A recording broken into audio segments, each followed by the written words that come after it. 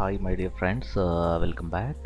ఈ particular video సిరీస్లో మనం నేర్చుకునే లెసన్ ఏంటి అంటే సైట్ స్ట్రక్చర్ మోడల్. బేసికల్గా ఇది మీకు 6th లెసన్ అవుతుంది యాక్చువల్గా. ఓకే, సో ఇక్కడ మీకు స్మాల్ స్పెల్లింగ్ రాంగ్, ఇది బేసిక్గా 6th లెసన్. ఫైన్. సో ఈ పర్టికులర్ వీడియోలో మనం అడోబ్ డ్రీమ్వీవర్లో ఉన్న రోబస్ట్ సైట్ మేనేజ్మెంట్ టూల్స్ గురించి తెలుసుకోబోతున్నాం. ఫస్ట్ థింగ్ అంటే మీరు ఫర్ ఎగ్జాంపుల్ మీరు ఒక గ్రాఫిక్ డిజైనింగ్ ప్లాట్ఫామ్ నుండి వచ్చినట్లయితే మీరు ఒక క్యాటలాగ్ చేసేటప్పుడు ఇన్డిజైన్లో కానీ లేదంటే ఎనీథింగ్ కోరల్ డ్రాలో వాటిల్లో మీ పర్టికులర్ క్యాటలాగ్లో ఎన్నో ఇమేజెస్ ఉంటాయి. ప్రతి ఇమేజ్ మళ్ళీ డిఫరెంట్ డొమైన్లో ఉంటుంది. ఫర్ ఎగ్జాంపుల్ ఒక బయోటెక్నాలజీ ఉంది. బయోటెక్నాలజీ క్యాటలాగ్ మీరు ఎగ్జాంపుల్ తీసుకుంటే దాంట్లో మైక్రో ఆర్ఎన్ఏ అని, క్యాన్సర్ అని, మళ్ళీ మీకు డిఫరెంట్ డొమైన్స్, డిఫరెంట్ ఏరియాస్, దానికి సంబంధించిన పిక్చర్స్ అన్నీ ఆ రిలేటెడ్ ఫోల్డర్లో మీరు పెట్టుకుంటుంటారు. సో దట్ మీకు కాల్ చేసేటప్పుడు ఈజీగా ఉంటుంది. ఇక్కడ కూడా మీరు ఫస్ట్ టైం ఒక వెబ్సైట్ తయారు చేసేటప్పుడు ఈ పక్క స్క్రీన్ మీరు చూసినట్లయితే మీ దగ్గర కొన్ని ఇమేజెస్ ఉంటాయి, అలాగే స్క్రిప్ట్స్ ఉండాలి, అలాగే కొన్ని వేరే ఫోల్డర్, ప్రోగ్రామ్స్ అనే ఒక ఫోల్డర్, అసెట్స్ అనే ఫోల్డర్, అడ్మిషన్స్ అనే ఫోల్డర్. అంటే మీ క్లయింట్ ఏమంటాడంటే నాకు అడ్మిషన్స్ అనేది నేను ఒక యూనివర్సిటీ ఉంది, లేదంటే నాకు ఒక ఇన్స్టిట్యూట్ ఉంది లైక్ SEOskills.in అని. దీంట్లో మాకు ఎన్నో కోర్సెస్ ఉన్నాయి, అంటే ఎన్నో ప్రోగ్రామ్స్ ఉన్నాయి. సో ఆ ప్రోగ్రామ్స్ అన్నీ ఒక ఫోల్డర్లో పెట్టాలి అని, ఒక పర్టికులర్ ఫోల్డర్ నుండి యాక్సెస్ చేయాలి అంటారు. అలాగే అసెట్స్లో మీకు మల్టీమీడియా కానీ, వీడియో ఎలిమెంట్స్ కానీ, లేదంటే విమియోలో ఉన్న FLV ఫైల్స్ వీటిల్లో పెట్టమంటారు. సో ఈ స్క్రిప్ట్స్ అలాగే. సో ఇవన్నీ కూడా బేసిక్గా మీ యొక్క సైట్ అసెట్స్. కానీ వీటిని ఆర్గనైజ్ చేసే విధానం అనేది చాలా ఇంపార్టెంట్. అది ఎలాగో ఈ పక్క స్క్రీన్ చూడండి. ఒక మెయిన్ ఫోల్డర్ రూట్ అనేది ఒకదాన్ని క్రియేట్ చేసుకున్న తర్వాత ఈ రూట్ ఫోల్డర్లో మీరు sub folders, images, scripts, admissions, programmes.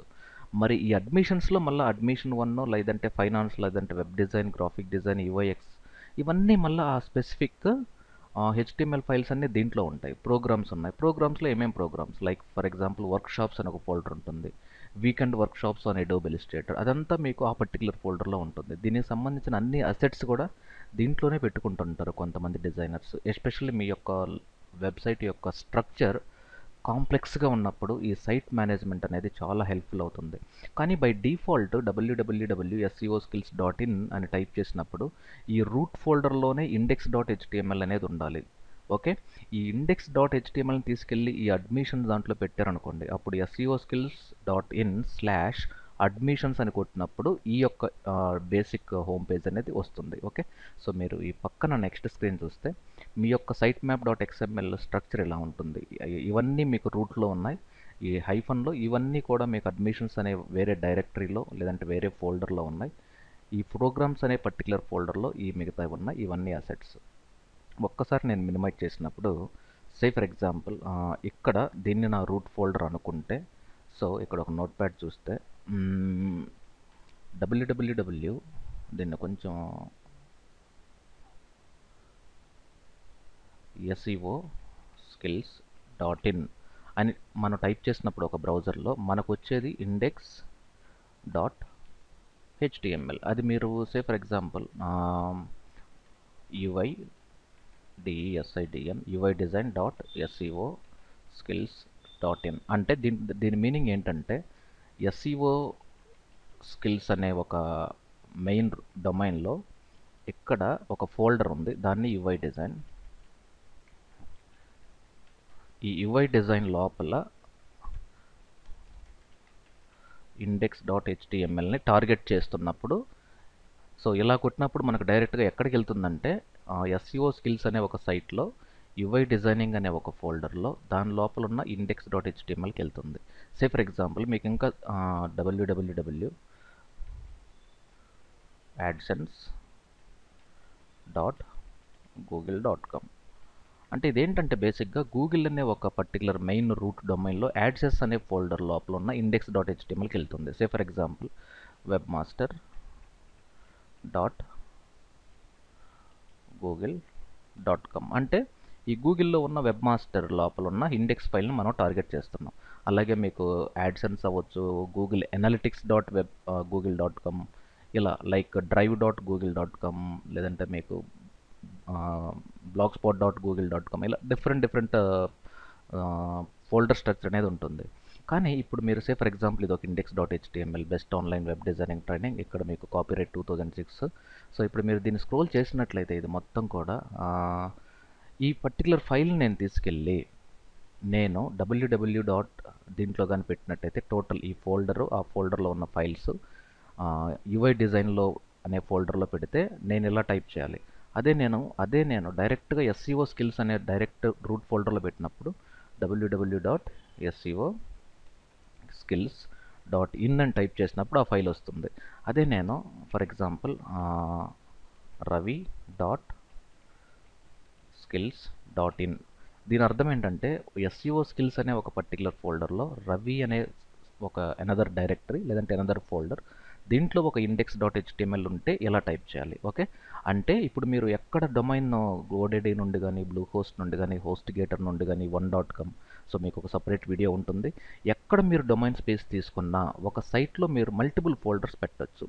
ఆ మల్టిపుల్ ఫోల్డర్స్ పెట్టినప్పుడు ప్రతి ఫోల్డర్లో index.html పెట్టినప్పుడు మీరు ఎలా యాక్సెస్ చేయొచ్చు. ఫర్ ఎగ్జాంపుల్ మీరు ఒక UI డిజైనరు, సో ఇక్కడ మీరు ఏం చేస్తారంటే ఒక ఫోల్డర్ క్రియేట్ చేసి best UI designer in Hyderabad అనేది ఒక ఫోల్డర్, దాంట్లో మీ పేరు ఫర్ ఎగ్జాంపుల్ సురేష్ లేదంటే రాహుల్ ఇది పెట్టుకొని index.htmlలో మీరు మెటా ట్యాగ్స్ అన్నీ కూడా దాని రిలేటెడ్ రాసుకున్నప్పుడు మీరు మీ యొక్క best UI designer me website name .in అని పెట్టినప్పుడు మీ గూగుల్ SEO కంపాటబిలిటీ అనేది ఎక్కువ ఉంటుంది. ఓకే, సో ఇది బేసిక్ ఫోల్డర్ స్ట్రక్చర్. కానీ క్రియేట్ చేసేటప్పుడు మాత్రం ఎలా క్రియేట్ చేయాలి అంటే ఫర్ ఎగ్జాంపుల్ ఇక్కడ ఒక న్యూ ఫోల్డర్ క్రియేట్ చేసుకొని మీ యొక్క ఫోల్డర్ నేము రూట్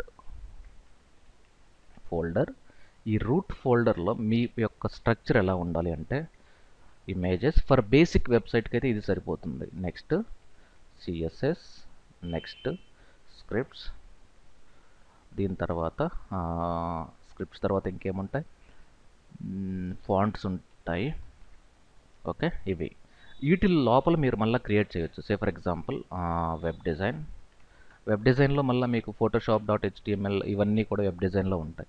లేదు ఫర్ ఎగ్జాంపుల్ CC అంటే క్రియేటివ్ క్లౌడ్, www.seoskills.com/cc.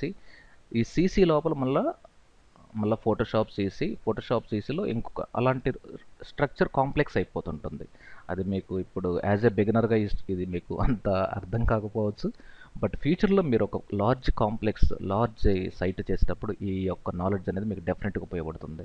ఇలా క్రియేట్ చేసిన తర్వాత దీన్ని మీరు సైట్ డ్రీమ్ వ్యూవర్కి లింకప్ చేస్తారు. అది ఎలాగో మీరు ఆల్రెడీ ప్రీవియస్ దీంట్లో చూశారు, బట్ స్టిల్ నేను రన్లోకి వెళ్ళిపోయి డ్రీమ్ వ్యూవర్ అని టైప్ చేసి ఓకే క్లిక్ చేశాను.